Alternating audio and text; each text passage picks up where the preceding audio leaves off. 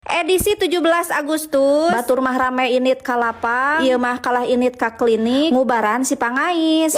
Caritana ieu teh poe Senin 17 Agustus tahun 2026. Tuh batur mangalet ararindit ka lapang. Si bunit mah kalah init ka Kanang Japati ning ieu. Heueuh nya kunaon atuh bunit eueuh karesep maneh teh. Lain ngiluan ka ditu jeung batur alet-aletan. Ieu mah kalah hayo we ngagulung bubututan. Nya teu bosen atuh unggal poe nyabakan wae nu kitu. Da sigana teh penonton ge geus sebeleun ngabandungan ge. Cing atuh kali-kali mah ulin sate bunit ngarah konten teh rada menarik meuesan. Ieu mah hayo we ngonten gegero. Hayo we nyabakan nu ritu tah sareuk-seuk atuh kana panonna ge bunit. Tah kitu meureunannya besti ceuk sawarehna penonton si bunit teh. Heueuh lain teu hayang ngencar, lain teu hayang ulin. Di samping di imah loba pagawean, kata mah si bunit teh keur boga pasen. Ning yeuh teu karasa proyek bubututan teh geus beres we. Atuh balenyang we ning tuh si bungsu terek jajan tahu cenah. Tahu masagi digoreng dadakan ieu mah. Singkat cerita ning tuh jajana geus beres, atuh belecir deui we ning tuh lumpat. Tah geus nepi deui we di rorompok. Ini dia penampakannya besti.